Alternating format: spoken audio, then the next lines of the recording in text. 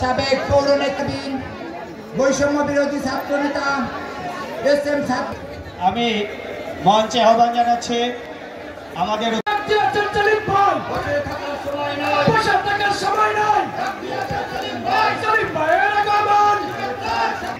মঞ্চের পূর্ব পাশ থেকে সবাই আমরা তাদেরকে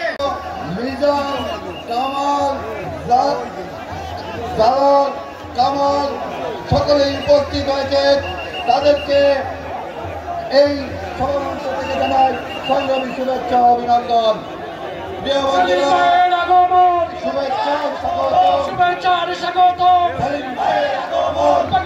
পক্ষ থেকে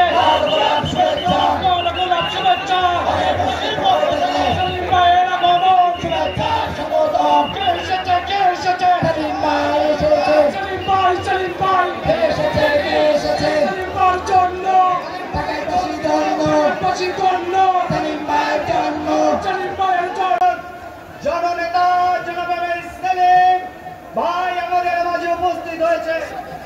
আমি আজকের অনুষ্ঠানে এই প্রোগ্রামটিকে সার্থক করবার জন্য সবাই সহযোগিতা কামনা করছি। চাই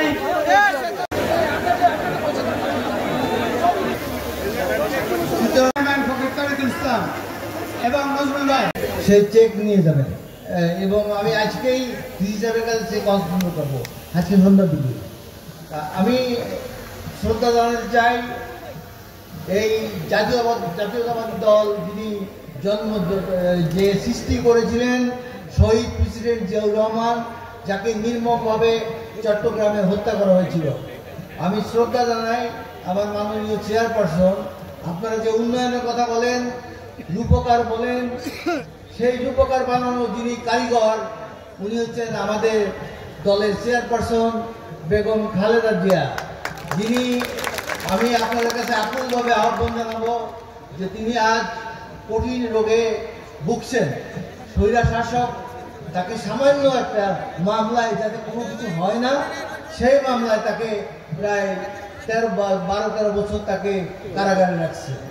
কৃতজ্ঞতা জানাই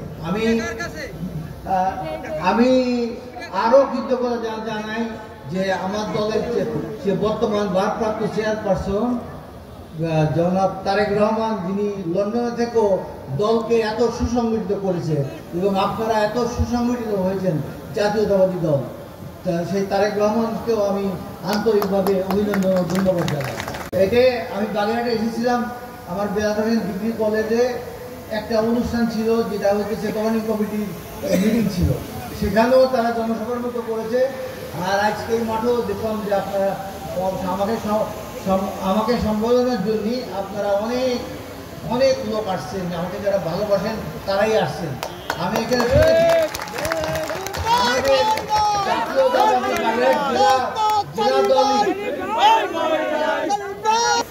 আমি শুনেছি যে আমি প্রশাসনের কাছ থেকে শুনেছি বিভিন্ন জায়গায় আমাদের বাস আটকায়, বাস ভাঙবে, বিভিন্ন লোকরে বহিষ্কার করতেছে। বর্তমান বিএনপি যে কমিটি আছে, এইটাতে একটা কমিটি না 5-6টা কমিটি 5-6 ভাবে চলে। আমি জানি না খেচুড়ির মতো একটা দল আছে এখন, সবকে বহিষ্কার করতেছে। তা আপনারা যদি এত বহিষ্কার করেন তাহলে নির্বাচন করবেন কাকে না? কম্বলের লোম শুনলে কম্বল গায়ে দিলেন এরকম অবস্থা, তারা কম্বলের লোম শোনার মতো গায়ে দিনের কিছু রাখতেছে। তা আমি কারো সমালোচনা করতে চাই না, এটা আমি কোনো রাজনৈতিক অনুষ্ঠানে আসিনি, এটা আমাকে সম্পূর্ণ দিয়েছে এই সাহিত্য বোর্ডের চেয়ারম্যান সাহেব, আমাদের শেখ নজরুল ইসলাম সাহেব, সবাই মিলে কিশোর, টুটুল, এরা অক্লান্ত পরিশ্রম করছে, রনিমিনা, আরো অনেকে আছে, জিলানি বক্তব্য দিয়েছে।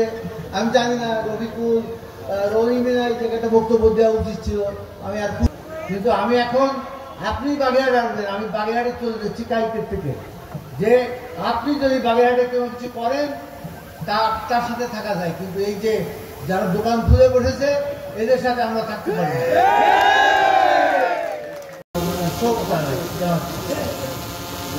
আমি আরো জানাতে চাচ্ছি যে বৈষম্য বিরোধী ছাত্র আন্দোলনে যে সমস্ত বাগেরহাট জেলায় 6 জন শহীদের লিস্ট আমার কাছে আছে, আর একজন আমি শুনেছি উনি একটা আঘাত পাইছে, রাস্তায় একটা অ্যাক্সিডেন্ট করছে, তার ব্যাপারে আমি হেল্প করব।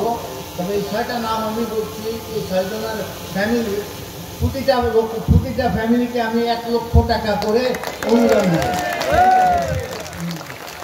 এই অনুদানটা আমার সাথে বিশেষ করে পিতা আব্দুল মান্নান হাওলাদার, এর বোধহয় বাড়ি ছিল জেলা বাগেরহাট সদরে। আমি আপনাকে অনুরোধ করবো নরিনের সাথে যোগাযোগ করে চেকগুলো ডিসি সাহেবের এখান থেকে নিয়ে নেওয়ার জন্য। আমি নরিনকে নিয়ে ডিসি সাহেবের কাছে যাবো, আমি চেকগুলো ওনার কাছে হস্তান্তর করবো।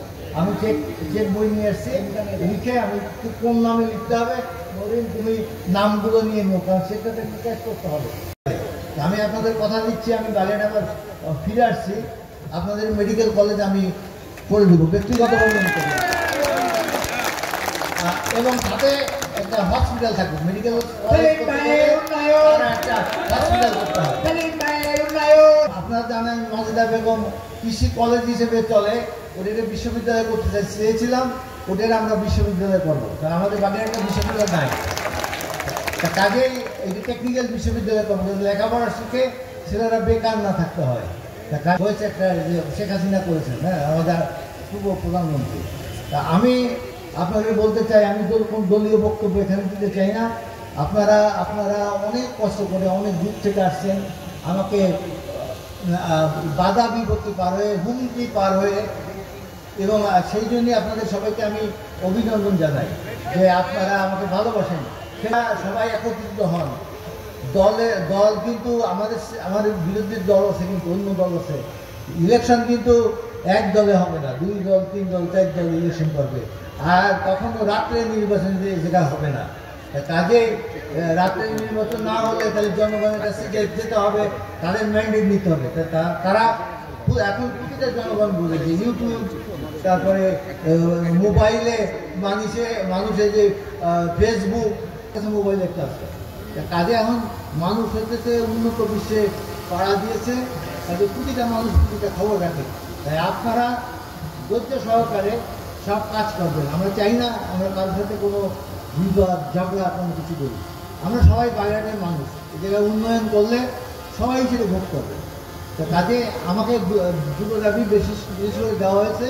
তারপরে আমার মনের ভিতরে আরও অনেক কিছু আছে, সেগুলো আমি যদি আমাকে দল থেকে নমিনেশন দেয় এবং আমি যদি নির্বাচন করার সুযোগ পাই, তাহলে আপনাদের সে মন আশা আমি পূরণ করতে পারি। আপনারা আমার জন্য দোয়া করবেন, এবং আমি আপনাদের সকলের সুস্থ স্বাস্থ্য কামনা করে আমি আমার বক্তব্য এইখানে শেষ করি।